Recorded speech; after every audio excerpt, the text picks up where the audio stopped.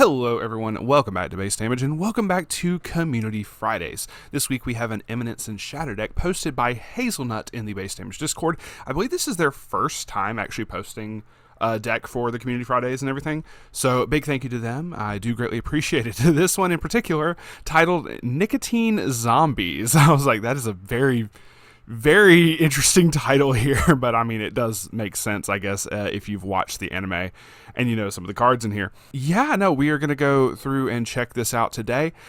Quick warning, because if some of the card art doesn't look like it normally does, it's because most of the cards in here are the SRs and triple rare arts. Other than the trial deck cards and some of the promos, everything else in here is their SR alternate arts. So if it doesn't look quite like you typically recognize, and you're like, wait, which card is that? That's why, is they have a very high rarity deck here, and I can only assume they're trying to finish blinging it out. But so say, for example, we'll go ahead and start off with Mastermind Perv Asshat. This usually has a different art, but anyway. Say 3-2-8-5. This gets plus 1,000 power for each of your other Eminence and Shadow characters. When this card attacks, choose up to one card in your opponent's waiting room, put it on top or at the bottom of their deck, which is very interesting. When this card's battle opponent becomes reverse, if there is a climax in your climax area, you may put the top card of your deck into your stock. So very fun stuff that you can do. Just like, okay, cool, I know I need to poke for like a precise amount. Go ahead and toss something back up on top of the deck. Two of those. One copy of Preparing to Strike Iris Midgar, one of my favorites in the Eminence Shadow anime.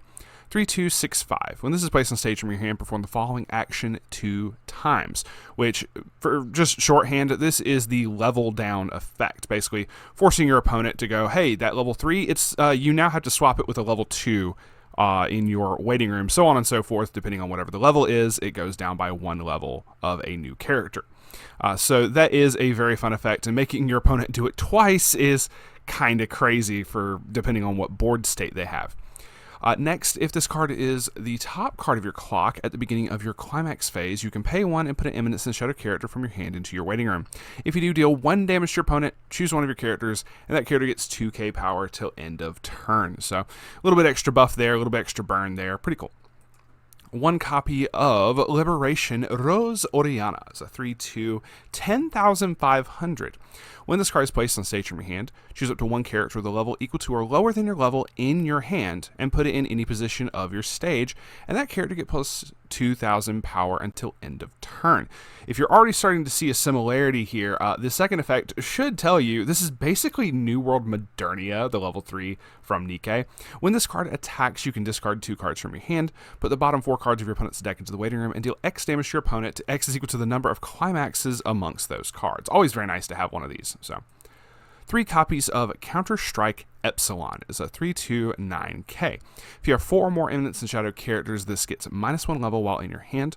Placed on stage from hand, if you have 2 or more other Eminence and Shadow characters, you can choose a character in your clock and put it face up underneath this card as a marker. You don't really typically see the heal to marker effect. I've maybe seen it once or twice before, so this is very much one of those like rare healing effects. It's just kind of funny to me. When this card is frontaled, you can pay 2 and pitch 1 card. If you do, this gets the following ability until the end of turn. The character facing this card gets -2 soul. Very nice there, especially if it saves you from dying from an attack. Very cool there. 2 copies of 2-on-1 Shadow. This just looks like badass artwork. This is so cool.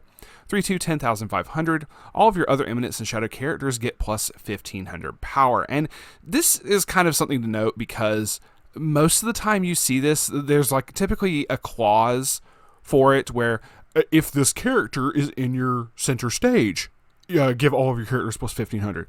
This doesn't have that. So if you play this in the backstage, it's still giving a global 15 in the backstage. I feel that's kind of warranted, especially when you realize what type of deck we're playing. Next is at the beginning of your encore step. If this is in your center stage, there we go. The center stage clause is for a completely separate effect. And there are no characters in your opponent's center stage, or all of them are reversed. You can pay 1, pitch 1. If you do, put the top card of your deck into your waiting room, burn X equal to the level of that card plus 1. So a little bit extra variable burn there, maybe trying to sneak out a win against your opponent. Very funny there. But yeah, so the global 15 can be in the backstage. Obviously, if it's still in the center stage, you get the other effect, but it's whatever. It's very versatile in that regard. 2 copies of that. 1 copy of Deploying Zeta. Now, it does have a climax combo, but we're not going to talk about it because we're just using it for the first effect. When this is placed on stage from your hand, you can pay 1. If you do, your opponent puts all of their stock into their waiting room, puts the same number of cards from the top of their deck into their stock. So this is the typical stock swap.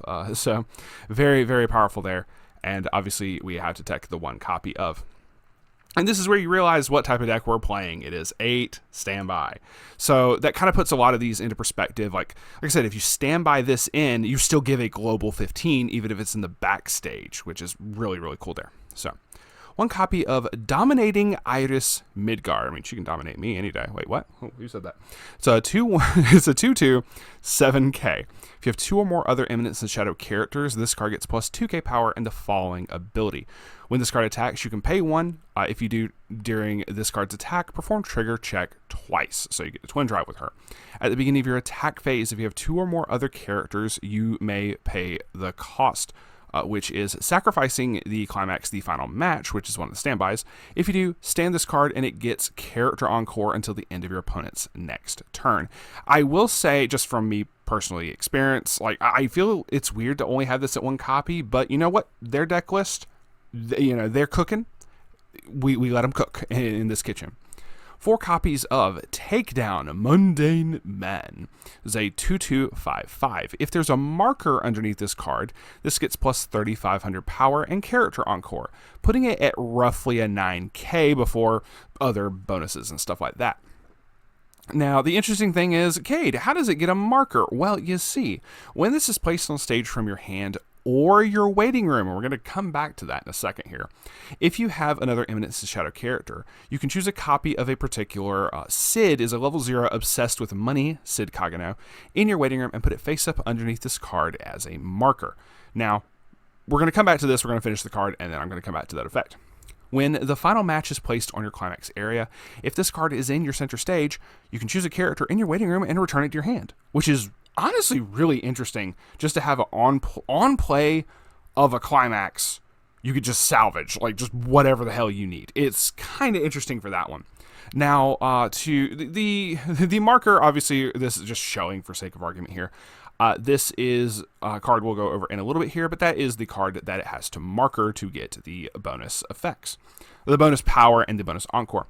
Now, here's the thing. Because it says on play from stage or waiting room, this is going to bring 2 instances into play. When you play a standby, or when you trigger a standby in general, you get to, and you summon this particular 2/2 off of that standby, you get to go search waiting room and put the Sid underneath as a marker. Secondly, it says placed on stage from waiting room. Guess what else happens for that? The encore phase. When you encore the character back, it is returning it from waiting room to stage. Now, unless I'm wrong, that means every time you encore this son of a bitch back, you just get the marker again. And I believe I had this conversation with Phantom and with several other people in the Discord when the Eminence and Shadow cards were first coming out.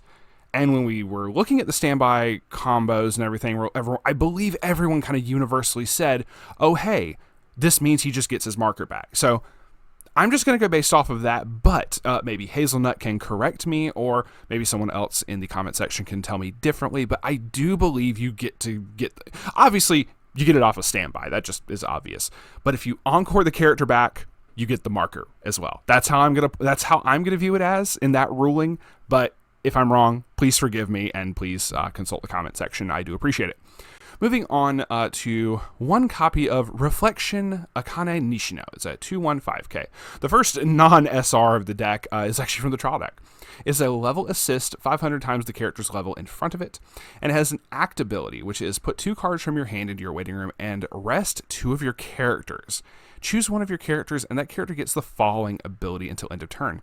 If this card would attack, you can choose 1 character in your opponent's backstage, and that the card that you choose frontals that backstage character instead. So really crazy. Just like, it feels like an excessive cost, but it's also kind of whatever, because standby doing standby things. You'll see in a moment. Obviously, you're able to play around this no matter what. So being able to just go, cool, attack your back row. Maybe your opponent is also playing standby. Maybe you want to try to counter their standby shenanigans and go, oh, you're not moving up that 2-2 or that 3-2 this turn. I'm going to punch it in the face. So you can do that. One copy of Delta, the 3K Memory Kick Backup promo. So just fair warning, it's got a price tag. 3 copies of Eta. Now, this one is very interesting too. Typically with a standby deck, you almost always have particular key cards, one of which is a 1/1 that becomes a 7500 with character encore or some kind of encore. This is that target for the entire Eminence and Shadows set. I do not remember another 1/1 that becomes the 7500 character encore card. This is it, and it's a promo, so good luck with that. Also, it has the effect, can be played from your hand without fulfilling color requirements. Really cool there. And you can hardcast it if you absolutely need to, but half the time you're going to be summoning it off of standby, so there you go. One copy of Wanted Poster Gamma, a 1K backup, and this is the anti-change. When you use this card's backup, you can pitch 2 cards from your hand. If you do, choose an opponent's character at the level higher than the level and put it at the bottom of their deck. Bottom decking anti-change is really nice. And we have 2 copies of Seeking Cover Perv Asshat. This Brainstorms gets some freaking mileage, I tell you what. 00500. It's a typical Brainstormer pay 1 rest this mill for. For each climax, look at up to 3 cards from the top of your deck. Choose 1 card amongst them, add it to your hand, the rest go to waiting room. So you can add climaxes off of this or events like you see coming up. And the effect, the first effect, obviously, is one of the funniest things that you just get to abuse so much in this set. When a climax is placed in your climax area, look at up to 2 cards from the top of your opponent's deck. Put them on top of their deck in any order. Oh, look, I see a climax. Let's go ahead and put that on top. So we just go ahead and get that out of the way. So really nice there. 4 copies of the Marker Target, Obsessed with Money, Sid Kagano, 0025. When this is placed on stage from your hand, you can put 1 Eminence and Shadow character from your hand into your clock. If you do, look at up to 5 cards from the top of your deck, choose 1 character amongst them, add it to hand, the rest go to waiting room. So being able to just dig for whatever you need, other utility cards, other level 3s, or whatever you need. It does only grab characters, you can't grab the event. 2 copies of Bold Excuse, Sid Kagano, 002K. Beginning of your climax phase, you may look at the top card of your deck. So lots of deck checking and everything of that nature. At the beginning of your attack phase, you can bounce this card back to hand and sack the other standby of the deck, which is the Farewell My Friends. If you do, choose one of your other Eminence and Shadow characters and stand it. So something very interesting that you can do with this, obviously, is just choose one of your, like, you can use the 2/1, choose one of your other characters that's like already on the field to be able to attack back row. Rest this and rest the particular level 0, and then you can just standby stuff in, and then it's all good. You literally can just bounce him out and then just summon something right there, and it's just really funny there. So really cool. Then 4 copies of In Disguise Beta, 001K. If you have 1 or less other characters in your center stage, this gets +1 level and 2500 power. At the beginning of your opponent's attack phase, you may move this card to an open position of your center stage with a character facing her. She is from the trial deck, so very nice to have runners that move in front. 4 copies of On the Lookout Delta, 00500. This is also a promo. Good luck. Not much else to be said here. She is a drop searcher. There is another drop searcher in the set that I know you can use if you don't want to have to fork out the money for this, because I think she's like $50 a pop or something, somewhere in that ballpark. Typical on play, pay 1, pitch 1, search your deck. When this becomes reversed, if the battle opponent is level 0 or lower, you can put that character at the bottom of your opponent's deck. So bottom deck reversers, also always nice. 1 copy of Beta. This is one of the climax swappers of the deck. On play, you can pitch a climax and put a Eminence and Shadow character from your waiting room at the bottom of your clock. Then grab back any climax from your waiting room and return it to hand. So 1 copy of her. She's also a promo. Good luck. 4 copies of Unfortunate Event. Funny enough, it's an event card. 1/0 red. Put the top 2 cards of your deck into your waiting room. Choose up to 1 level X or lower Eminence and Shadow character in your waiting room. Return it to your hand. X is equal to the total level of the cards put into your waiting room by this effect. Now, due to the nature of standby, you can get a lot of higher level cards cards milled off of this and grab whatever the hell you need. But there's so many good level 0s that you can always grab in the set. 9 times out of 10, you're probably grabbing a level 0. But you, like I said, because of the nature of standby, you have a lot more higher level targets, so you typically can add back higher level stuff. So 4 copies of the triple rare version of, mind you, Farewell My Friends, the first standby for the Sid combo, and 4 copies of the Final Match, also the triple rare for the two level 2 combos. And that is going to be it for the deck. Like I said, I saw this and was like, I haven't talked about 8 standby Eminence, so I kind of have to show this. I know there's a couple different builds that people were kind of tweaking with for this, but this is Hzlnut's version. Feel free to take it up with them, whether you like it or not. But regardless, thank you very much, Hzlnut, for sharing this in the Base Damage Discord. I do greatly appreciate it. If you would like to submit your own deck profiles for Community Fridays, or just throwing stuff in the Discord in general, feel free to join the Discord. There will be a link in the description. There are 2 particular channels that I do have in there.